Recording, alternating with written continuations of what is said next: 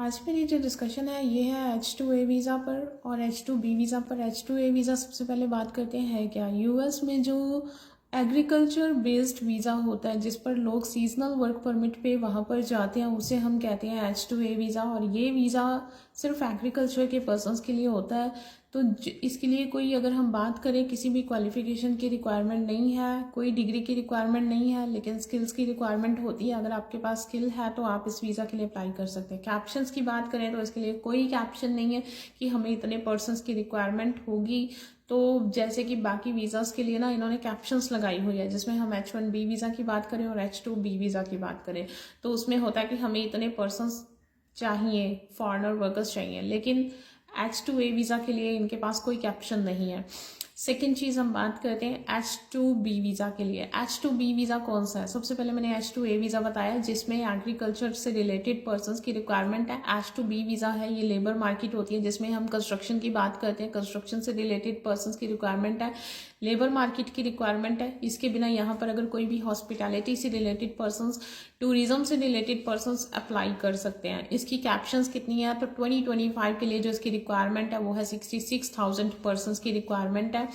इन्होंने प्रेजेंट में इसको ग्लोबल एनहांस भी किया है क्योंकि इसके लिए जो पर्सन्स थे कुछ ही कंट्री से पहले अप्रूव किए गए थे, लेकिन अभी इन्होंने इनकी कंट्रीज की अप्रूवल जो है वो इंक्रीज कर दिया। तो वो चाहते कि मल्टीपल कंट्री से इनकी कंट्री में अभी जो लेबर है वो स्किल ट्रेड लेबर इनकी कंट्री में आए। लेकिन अगर बात करें स्टडी की तो इनके लिए कोई स्पेसिफिक डिग्री की रिक्वायरमेंट नहीं है, लेकिन स्टिल जिस ट्रेड से आप वर्क करना चाहते हैं उसका स्किल आपके पास होना चाहिए या फिर उस ट्रेड की नॉलेज आपको होनी चाहिए। सपोज अगर आप वेल्डिंग से रिलेटेड बात करते हैं तो आपके पास वेल्डिंग का ट्रेड का स्टडी भी होना चाहिए और उससे रिलेटेड आपके पास एक्सपीरियंस होना चाहिए, देन आप इस जॉब को अप्लाई करने के लिए एलिजिबल हो जाते हो। कुछ केसेस में वहाँ पर हम कह सकते हैं कि लाइसेंस की भी रिक्वायरमेंट करते हैं कि हमें इसका ये वाला लाइसेंस चाहिए, तो अगर आपके पास उससे रिलेटेड वो लाइसेंस है तो भी आप उस पोजीशन के लिए अप्लाई कर सकते हैं। अब पहले क्या होता था, ये जो एप्लीकेशंस अप्लाई की जाती थी ये पेपर वर्क के थ्रू की जाती थी, लेकिन प्रेजेंट में उन्होंने जो 18 जन 2025 से ये सिस्टम में इफेक्ट में उन्होंने जो चेंजेस की बात की है तो उन्होंने ये बताया कि अभी इसको डिजिटलाइज कर दिया गया। तो अभी आपकी जो एप्लीकेशंस होंगी वो डिजिटलाइज यानी कि ऑनलाइन एप्लीकेशंस अप्लाई की जाएंगी। नेक्स्ट हम जो डिस्कस कर रहे हैं वो है कि इसके लिए वीज़ा की ड्यूरेशन कितनी है। सबसे पहले ये आपको 1 ईयर का वीज़ा ग्रांट होता है, इसे आप रिन्यू कर सकते हैं एनुअली 3 ईयर्स तक। 1 ईयर का वीज़ा ग्रांट होता है लेकिन रिन्यू किया जा सकता है अप टू 3 ईयर्स, उसके बाद आपको वहाँ से एग्जिट करना पड़ेगा। अब मैं बात कर रही हूँ इसकी जो एजेंसीज की है कि आप इस वीज़ा को कैसे अप्लाई कर सकते हैं। ये आपका ऑनर ही अप्लाई करेगा इस वीज़ा के लिए। तो एजेंसीज के बारे में मैं आपको डिटेल वीडियो नेक्स्ट वीडियो में बताऊंगी, लेकिन क्योंकि अभी मैंने जो डिस्कस करना है वो H1B वीज़ा के बारे में डिस्कस करना है, क्योंकि मैंने ऑलरेडी आपको पहले H1A और H2B वीज़ा का बता दिया। तो अभी मैं H1B वीज़ा के बारे में डिस्कस करने जा रही हूँ जो कि हाई स्किल्ड पर्सन्स के लिए है। इसमें रिक्वायरमेंट्स बहुत ज़्यादा हाई होती हैं क्योंकि पहले क्या होता था, हमारे इंडिया से तो बहुत लोग जो हैं H1B वीज़ा पर यहाँ पर अप्लाई करते हैं, स्पेशली यूएस में, और बहुत से बेनिफिट्स लेते हैं। स्पेशली वो तो यहाँ पर ऐसा भी होता है कि आपको पता है कोई भी यूएस में आता है जो टूरिज्म बेस पर भी आता है या फिर कोई जस्ट H1 वीज़ा पर आता है, तो वो यहाँ पर क्या करते हैं, अगर कपल होता है तो यहाँ पर बेबी प्लान करके, बिकॉज यहाँ पर सिटीजनशिप मिल जाती है। लेकिन अभी उन्होंने कुछ चेंजेस यहाँ पर भी की हैं यूएस में कि 20 जैन को ये रूल पास हुआ है जिसके एग्रीमेंट पे साइन किए गए हैं, जो कि प्रेसिडेंट ट्रम्प ने वहाँ पर इनके कुछ जो न्यू रूल्स वहाँ पर पास किए गए हैं उसमें ये भी कहा गया है कि अभी यूएस में अगर कोई भी बेबी बॉर्न होता है जो कि फॉरेनर सिटीजन्स का होगा तो उसे यूएस की सिटीजनशिप नहीं दी जाएगी। अभी ये रूल इम्प्लीमेंट कब से हो रहा है, तो 20 फेब से ये रूल जो होगा इम्प्लीमेंट कर दिया जाएगा। अभी इसे इम्प्लीमेंट किया नहीं है, इस पे साइन हो चुके हैं, लेकिन आफ्टर 30 डेज उस टाइम पे उन्होंने कहा था कि विद इन जब 30 डेज इसके कंप्लीट हो जाएंगे तो उस टाइम पे इस रूल को इम्प्लीमेंट कर दिया जाएगा। तो 20 फेब को ये रूल इम्प्लीमेंट हो जाएगा। अब नेक्स्ट चीज के बारे में डिस्कस करते हैं H1B वीज़ा है क्या, तो आपको पता है, मैंने ऑलरेडी बताया, ये हाईली स्किल्ड पर्सन्स के लिए है। लेकिन इसमें भी पहले क्या होता था कि बहुत सी एजेंसीज होती थी कि जब हम प्लेसमेंट कंपनीज के पास अपनी एप्लीकेशंस जिनके अपना सीवी लेकर और अपनी डॉक्यूमेंट्स लेकर जब हम अप्लाई करते हैं, तो हमारा जो बैकग्राउंड एक्सपीरियंस होता है उसके बिहाफ पर हम जॉब अप्लाई कर देते थे। तो ठीक है, आपकी बैचलर डिग्री है, लेकिन फिर भी आपका जो बैकग्राउंड एक्सपीरियंस होता है उसके बिहाफ पर आपको उसी से रिलेटेड हम जॉब ले लेते थे। लेकिन प्रेजेंट में उनकी जो रिक्वायरमेंट है, जिस पोजीशन के लिए आप अप्लाई करना चाहते हो, आपकी स्टडी भी उसी से रेलिवेंट होना बहुत ज़रूरी है। अगर ये मिसमैच होती है तो आप उसके लिए अप्लाई नहीं कर सकते और ना ही आप उसके लिए एलिजिबल हो। तो इस चीज़ को बहुत ज़्यादा स्ट्रिक्टली लिया जाएगा।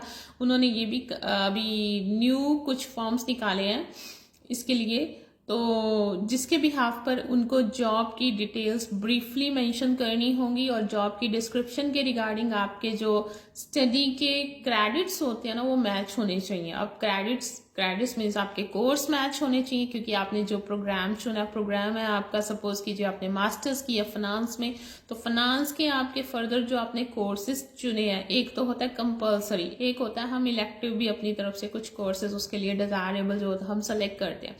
तो अगर आपके वो कोर्सेज उससे रेलेवेंट मैच करते हैं पूरे ओवरऑल, तो आप उसके लिए एलिजिबल हो, अदरवाइज आप एलिजिबल नहीं होगे। तो कहीं ना कहीं ये उनके लिए एक हेडेक भी बन चुका है कि उन्हें बहुत ज़्यादा ब्रीफली इन चीज़ों को देखना होगा जिस पर्सन्स को भी वो रिक्रूट करेंगे उस टाइम पे, क्योंकि उसके बाद ही स्पॉन्सरशिप का और बाकी का प्रोसेस किया जाएगा।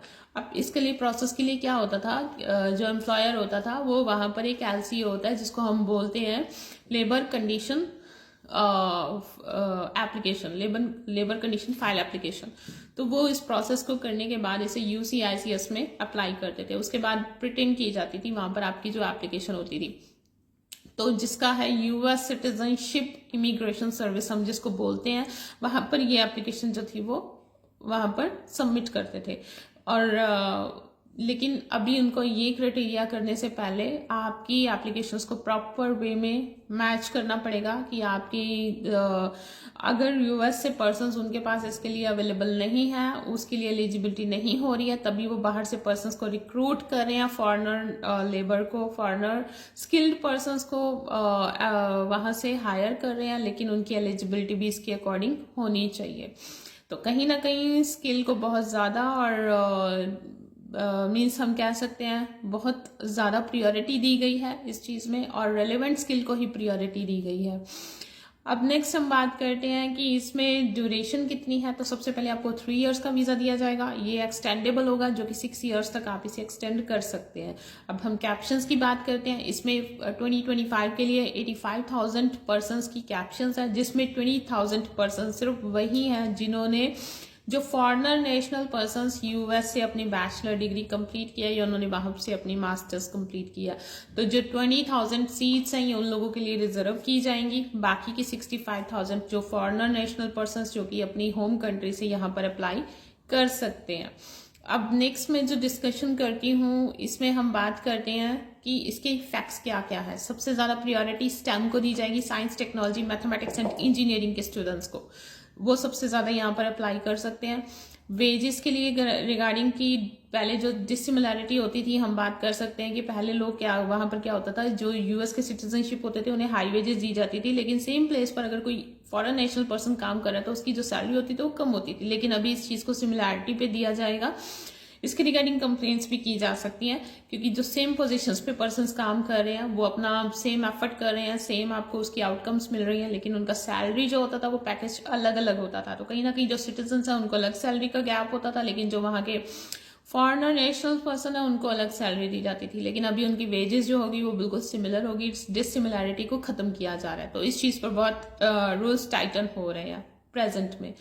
अब नेक्स्ट चीज़ है कि वो प्रायोरिटी दे रहे हैं जो कि स्मॉलर कंपनीज हैं जो कि डेवलप हो रही हैं, जिनमें 50% से less than persons H1B visa पर काम करें। अगर आप वहाँ पर अपनी जॉब्स के लिए अप्लाई करते हैं तो आपको प्रायोरिटी पे वहाँ पर वीज़ा दिया जाएगा। सो ये चीज़ें जो हैं वो उन्होंने प्रेजेंट में चेंज की हैं। और सेकेंड थिंग एक और सबसे इम्पॉर्टेंट है कि अगर आप एजाइलम पे जाते हैं या डोंकी लगाकर US जाते हैं तो प्रेजेंट में आपके लिए वहाँ पर कोई प्लेस नहीं है। आप किसी भी बिहाफ पर वहाँ पर अपना एजाइलम नहीं ले सकते, इसको कुछ टाइम के लिए सस्पेंड किया जा रहा है। तो प्लीज ऐसी गलती मत कीजिए, वो आपको अगेन वापस भेजेंगे, आप बहुत सारे पैसे लगाकर वहां पर इलीगल वे में जाएंगे, लेकिन आपके पास कोई भी वे नहीं होगा कि आप अपने आप को वहां पर सिक्योर कर सके, अपनी जॉब को सिक्योर कर सके, या अपना वहां पर रहने का किसी न किसी तरह से आप एडजस्टमेंट कर सके। सो प्लीज आप कोई भी रॉन्ग वे मत चूज कीजिए। जाना है तो आप लीगल वे में जाइए, टूरिज्म बेस पे जाइए, अपनी जॉब्स फाइंड कीजिए, या फिर H1B वीजा जो कि हाई स्किल्ड के लिए है, H1A वीजा जो कि हम कह सकते हैं जिनके पास कोई भी स्किल नहीं है एग्रीकल्चर के लिए, उसके लिए एजेंसीज के बारे में मैं आपको बिल्कुल डिस्कस करूंगी, कौन कौन सी एजेंसीज के बिहाफ पर आप वहां पर जॉब अप्लाई कर सकते हैं। मेरी नेक्स्ट वीडियो वही होगी, तो मैं आपको सभी एजेंसीज, उसके प्लेटफॉर्म्स वगैरह डिस्कस करूंगी। वीडियो अच्छी लगी तो प्लीज मेरे चैनल को सब्सक्राइब कीजिए। For further update please follow up my channel.